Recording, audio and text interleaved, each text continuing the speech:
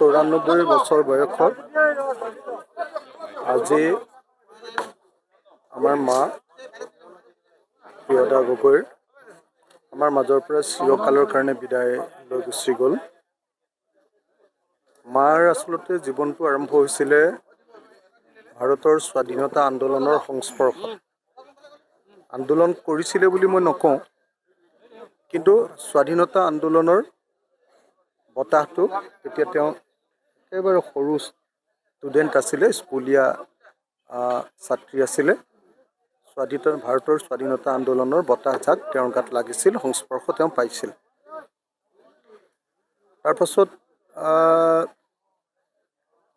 ভাৰতৰ স্বাধীনতা আন্দোলনৰ পাছত 48 পৰা 52-53 মানলৈকে যি অসমত RCPI আন্দোলন আৰম্ভ হ'ল, কৃষকসকলৰ আন্দোলন, বিষ্ণু প্ৰসাদ ৰাভাহঁতৰ আন্দোলন, সেই আন্দোলনত আমাৰ ইয়াৰ আটাইতকৈ ডাঙৰ যিজন সংগ্ৰামী, সেই সংগ্ৰামী নেতা, পিছত তেখেত গৈ MLAও হৈছিলে, আমাৰ সংগ্ৰামী নেতা RCPI আন্দোলনৰ বৰুৱা ডাঙৰীয়া, তেখেতৰ লগত আপোনাৰ মায়ে আৰু মাহঁতৰ লগৰ বহু মানুহে এতিয়া মাটি দখল কৰিবলৈ গৈছিলে। মাহঁতে যেতিয়া মাটি দখল কৰিবলৈ গৈছিলে, মাটি দখল কৰিবলৈ যাওঁতে মাহঁতে সেই সময়ত RCPI আন্দোলনত গোৱা যিবিলাক গীত মাত, গুটি কোৰ লৈ আনা, গিজিং ভাঙিবলৈ যাওঁ, সেই গীত মাতবিলাক মোক মাজে মাজে এতিয়াও গাই শুনায়, একদম শেষলৈকে। আজি 3-4 দিনৰ আগলৈকে মায়ে সেইবিলাক গাই আছিলে। এনেকৈ মায়ে স্বাধীনতা আন্দোলনৰ স্পৰ্শ পাইছিলে আৰু RCPI মুভমেণ্টৰ লগত যুক্ত হৈছিলে। আৰু RCPI মুভমেণ্টৰ লগত যুক্ত হওঁতে আমাৰ নামটিৰ কি নাম আছিলে, RCPI মুভমেণ্টৰ আমাৰ খগেন বৰবৰুৱা ডাঙৰীয়া, খগেন বৰবৰুৱা ডাঙৰীয়াৰ লগত একেলগতে আন্দোলনত আছিলে। মাটি দখল আন্দোলন, মাটিৰ পট্টা আন্দোলন, গ্ৰেজিঙত দুখীয়া মানুহক মাটি দিয়াৰ আন্দোলন, এই মাটি আন্দোলনবিলাকৰ লগত যুক্ত হৈছিলে মা।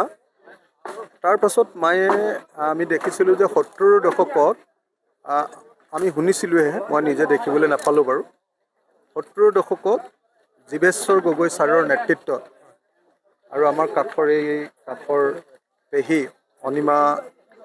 অমিয়া গগৈ আৰু আমাৰ মায়ে মানে তেতিয়া মহিলাবিলাকক মানে নাটক কৰিব নিদিয়ে, আপোনাৰ ভাওনা কৰিব নিদিয়ে। মাহঁতে পিয়লি ফুকন নাটক কৰিছিলে, বিভিন্ন ধৰণৰ ভাওনা কৰিছিলে।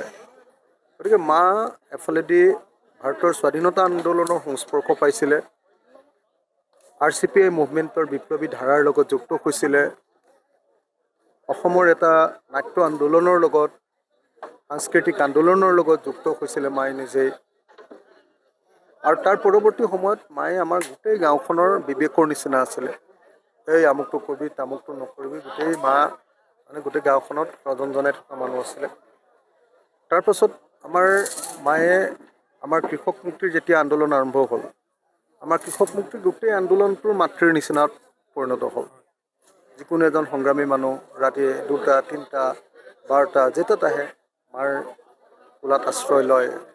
মায়ে ৰাতি যিমান ৰাতি হওক জুই ফুৱাই যেতিয়া আমাৰ গেছ নাই, জুই ফুৱাই ফুচুঙাৰে জুই ফুৱাই সকলোকে খোৱা বোৱা কৰাই, ৰাতি যিমান ৰাতি নাহক লাগিলে এই ঘৰখন মায়ে তেনেকৈ ৰাখিছিলে। আৰু শেষ জীৱনৰ বয়সত মায়ে এই ঘৰখনলৈ আহিবলৈ বহুত চেষ্টা কৰিছিলে, মায়ে ইচ্ছা কৰিছিলে। কিন্তু মই গোটেই জীৱনটো আন্দোলনৰ লগত লাগি থাকোঁতে ঘৰখন মেৰামতি কৰা নহ'ল। সেইকাৰণে মাক আনিবৰ কাৰণে অকণমান সা সুবিধা কেইটামান দৰকাৰ আছিলে।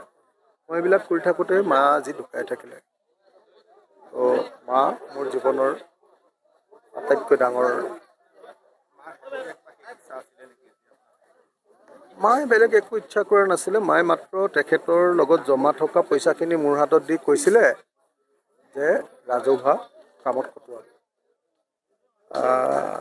17,500 টকা নেকি মাৰ হাতত আছিলে, মানে হাতত থকা কেছ। তো 17,500 টকা মায়ে মোৰ হাতত দি কৈছিলে যে ৰাজহুৱা কামত খটাবি। মুঠতে মা আছিলে এগৰাকী আধুনিক মনৰ মহিলা, সংগ্ৰামী মহিলা আৰু দৰিদ্ৰ মানুহৰ পক্ষত থকা। আৰু মোৰ যিমান সংগ্ৰামী মই সত্তা পাইছোঁ, মোৰ আপোচবিহীনতা সেইটো মাৰ পৰা আহিছে। মায়ে মানে আপোনাৰ আটাইতকৈ ডাঙৰ কথাটো আছিলে যে মায়ে আপোনাৰ বৃহৎ নদীবান্ধ বিৰোধী আন্দোলন হওঁতে প্ৰায় ইয়াতে ৰেল ৰকো আন্দোলনত যোগদান কৰিছিলে। আপোনালোক নিজে আহে চাগে তেতিয়া হয় নাই সংবাদ পৰিৱেশন কৰিবলৈ। মায়ে গোটেই গাঁৱৰ মহিলাবিলাকক উলিয়াই লৈ যায়, একদম ট্ৰেইনখন ঘপককৈ ৰখাই দিয়ে। মোৰ ইমান ভয় লাগে, ট্ৰেইন তেনেকৈ ৰখাব পাৰি নেকি, মানে ৰেল ৰকো কৰি দিয়ে। তাৰপাছত আন্দোলনৰ সময়তো সেই একেই, মায়ে ইটোৰ পিছত সিটো আন্দোলনত জড়িত হৈছিলে। মা গোটেই জীৱন মানুহৰ কাৰণে কটোৱা এগৰাকী মাতৃ আছিলে, অসমৰ এগৰাকী সুসন্তান আছিলে। গতিকে মাক বিদায় দিবলৈ পোৱাটো মোৰ জীৱনৰ আটাইতকৈ। আপোনালোকে জানেই শিৱসাগৰত মোৰ কাৰণে মায়ে কেনেকৈ কেম্পেইন কৰিছিলে। 21ত মই যেতিয়া জেলত আছিলোঁ, মা মোৰ ষ্টাৰ কেম্পেইনাৰ আছিলে। মায়েহে কেম্পেইন কৰি মোক জিকাইছিলে, মোৰতো কোনো ক্ৰেডিট নাছিলে। মা আৰু অসমৰ জনগণৰ আৰু আমাৰ কৃষক মুক্তি আৰু শিৱসাগৰৰ ৰাইজৰ। শিৱসাগৰৰ ৰাইজে আশীৰ্বাদ দিছিলে, বাকীবিলাকে আহি সহায় কৰিছিলে।